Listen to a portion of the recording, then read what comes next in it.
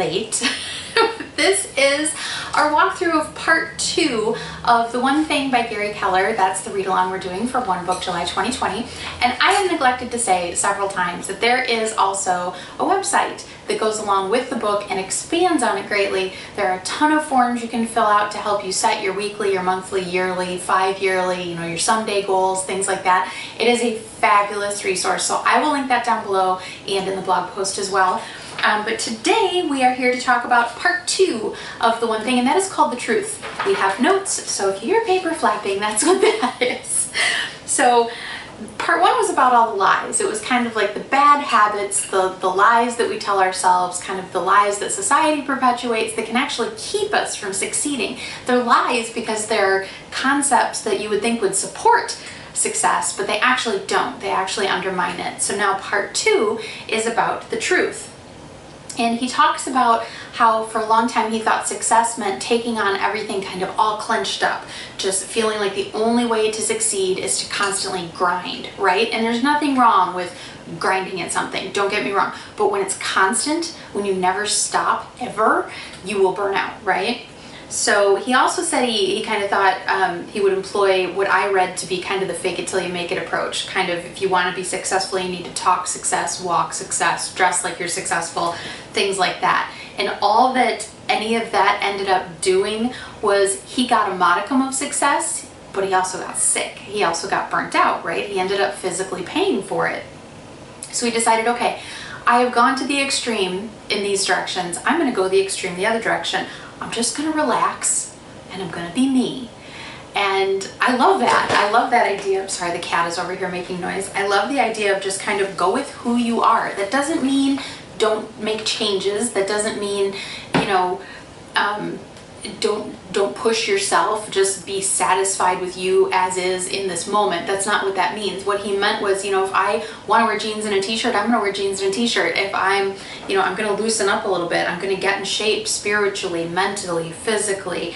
He said he became looser than ever, more himself than ever, and ended up being more successful than ever. And he said for him, what it came down to was being appropriate in the moments of his life, which would help you be fully present in those moments as well, right? So chapter 10 is called The Focusing Question, and he tells a long story that I won't reiterate here because it's a story he's retelling, but he basically says, pick one basket and put all of your eggs in it. We always, I know I've said it to my kids 100 times, don't put all your eggs in one basket, but he says in this respect, put all your eggs in one basket. Watch that basket, take care of that basket, because carrying many baskets is going to break most of your eggs, right? So this kind of harkens back to what we talked about before about laser focusing down on one thing, picking one thing to focus on, picking one thing to pursue, and then kind of give it that thing your all. He also tells a little anecdote about Mark Twain, who talked about breaking down your overwhelming tasks into manageable ones and then just start on the first one. And that's really kind of the the foundation for everything we've been talking about the last few weeks. So how do we pick the first one, right? How do we know what the first one is? And he says the answer to that is the focusing question. So first he says, okay, before we discuss the focusing question, why even start with a question? Which, if you think about it, well, what do you get, hopefully, when you ask a question? You get an answer. That's what we're looking for, is an answer. We want to ask questions. And this reminded me of, I think it was last summer, maybe the summer before, but I'm pretty sure it was last summer. I was watching videos about writing and different people's process when it comes to writing, especially fiction. And one person said that was her brainstorming technique, was just keep asking herself questions. My whole life, I've had a very hard time just like sitting down to brainstorm about something. If I come up with ideas for things, they're always random while I'm doing completely unrelated, usually mundane things like grocery shopping or, whatever the case may be. They pop into my head randomly throughout the day. I usually don't sit down and have a brainstorming session because when I've tried to do that, nothing happens. Nothing will come out. Until I watched her video about asking yourself questions. So if you're trying to brainstorm about, say, a character, okay, well, where does this character live? Where did this character grow up? And all these questions you would think of to describe a person, you would put them to your brain as questions. And that really helped me. And I'm sure there are plenty of you out there going, well, duh, Carrie, but that was news to me. I was never taught to brainstorm that way. So he says, start with a question because answers come from questions. And the quality of any answer is directly determined by the quality of the question. He also says that, in essence, if you go real big picture, life's a question and how we live it is the answer. So how we phrase the questions we ask ourselves determines the answers that will eventually become of our life. So the big focusing question is, what's the one thing I can do such that by doing it, everything else will be easier or unnecessary? And we talked about that way back during the intro. And the beauty of that question is that it answers both really big picture questions and laser focused questions as well. The way he puts it is, quote, it shows you how big your life can be and just how small you must go to get there. It forces you to not only make a decision, but it forces you to make the best decision. And it leads you to your first domino, which is all stuff we talked about back in the intro. And again, hearkening back to the intro, ask yourself this question again and again. Doing the right task first leads you to the next right task, and that starts to change your mindset. So you're starting to build a different mindset, which is more focused on the one thing that you want to pursue. That also changes you to think toward the right skill set first. It forces you to think toward the right relationship first. All those things we talked about that you really need to have for success. We talked about them in the first section. Asking yourself this question over and over and over again will help you really maintain your big picture, but also drill down on just the next right thing. So he says, what's the one thing I can do? Well, the answer is going to be one thing versus many things. It pushes you towards something small, specific, and doable. Okay, so that's the first part of the question. What's the one thing I can do? And this is why this question is so beautiful, is it's one question, but it works in layers. When you answer the one thing you can do, it's going to be one thing, because that's what the question specifies. It's what's the one thing I can do? That pushes you towards something small and specific and doable. The next part of the question is such that by doing it, that bridges the idea of just doing something, whatever, just doing something, and doing something for a specific reason. That part, that such that by doing it, builds that bridge between those two. And doing this one thing will naturally lead you to the next thing. So this question kind of pushes as well. It not only answers your question, but it sets you up to answer it again. And the last part of the question, everything else will be easier or unnecessary. This is you finding the first domino. This ensures that doing this one thing this question answers allows all of the next thing in the progression to take less effort or to not even need to be done at all. So it's a really layered question, which is awesome because it is only just one question. It's so simple, but it can yield such really profound results.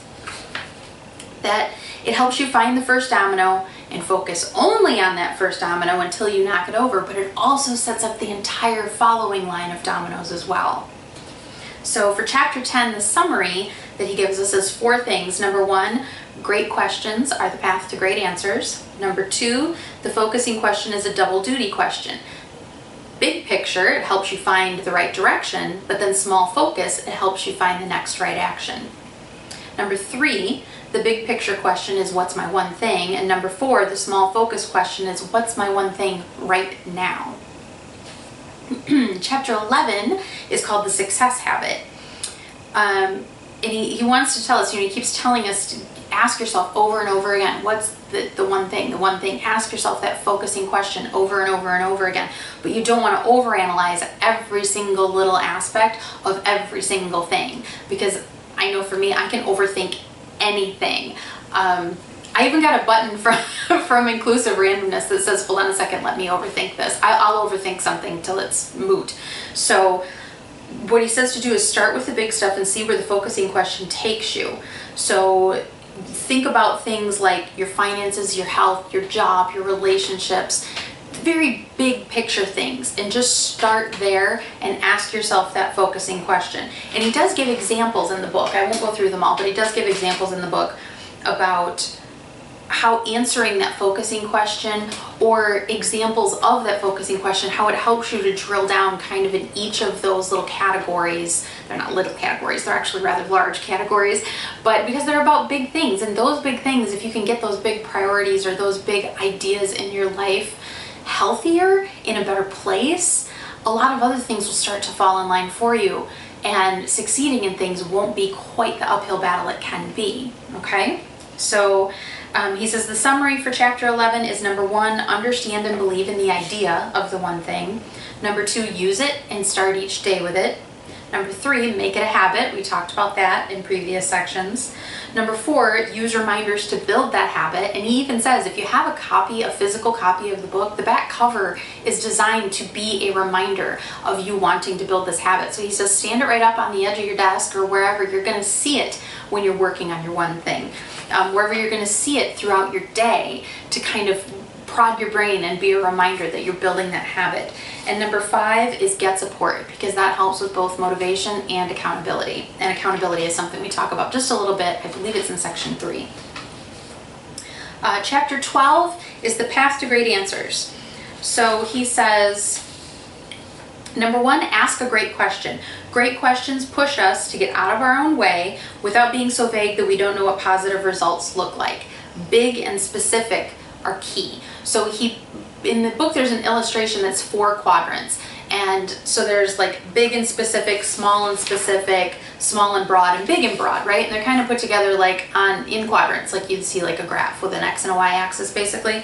So he says big and specific, that's the quadrant you want to be in. Because a small and specific question will point you in a specific direction, but it doesn't challenge you because it's small, okay? So you know what direction to go, but it's not a big idea, right? It's a small goal. Small and broad, that's a brainstorming question. That's not an achievement-driven question, right? I want to decide, what I'm trying to think about this one character, like the example I gave you earlier. That's a brainstorming. Small and broad question, that's just asking yourself questions to brainstorm. Big and broad lacks specificity, so you end up having more questions at the end of the day and few, if any, answers. So you can sit and think about big and broad questions all you want, but it's so non-specific that you just kind of get lost. Number 2, he says, find a great answer. It'll be one of 3 types: doable answer, a stretch answer, and a possibility. So a doable answer, you already know how to do it, and you won't have to change much of anything or learn much of anything to get it, and that is something that's most likely to be achieved because it'll be comfortable, right?